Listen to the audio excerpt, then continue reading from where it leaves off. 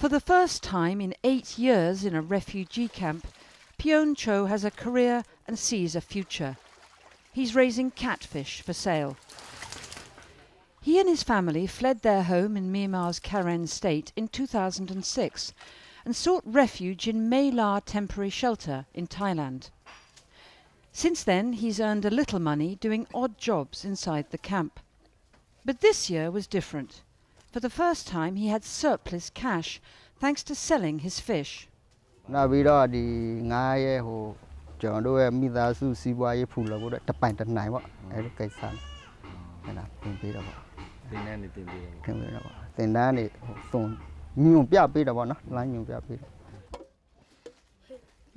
schemes like raising catfish had been tried in the camp for years, partly to improve the refugees' diets and partly to try and break the culture of dependency that can build up in camps. But the schemes always petered out without making much of a long-term impact. They stay for a long time in the camp and they get a lot of support from NGO and many organizations or stakeholders who involved in for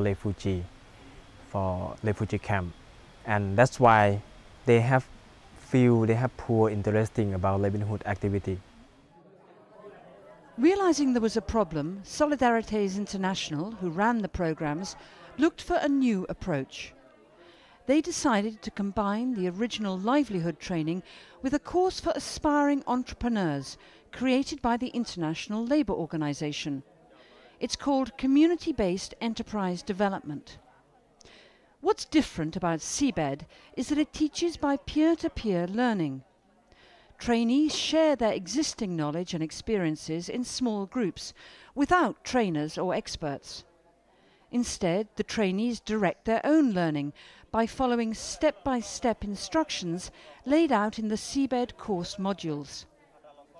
This combined approach produced very different results. CBED acted as a catalyst. Pyon Cho joined 35 other refugees on the first combined course to learn to raise catfish.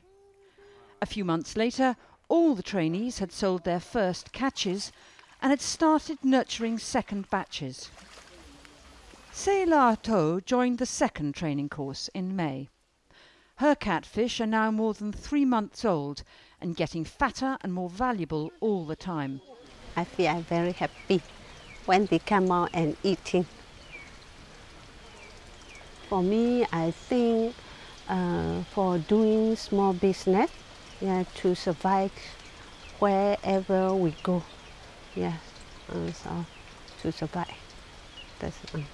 Impressed by the success at the Mae La camp, other refugee agencies are also moving towards combining traditional training approaches with entrepreneurship skills using CBED. I found out that actually it's also low cost, and the participants also they can share among each other. They don't need to feel shame. They learn from each other. They share their experience, and they also build relationship, and they gain more friends from that. Altogether, more than 3,500 people in Thailand and neighbouring countries have received CBED training thanks to funding from the Japanese government. I felt very proud that the people are always smiling, talking or mentioning about their successful stories. We are very happy to see that, and we are also very proud for that the funding scheme by Japan is helping or assisting that kind of activity.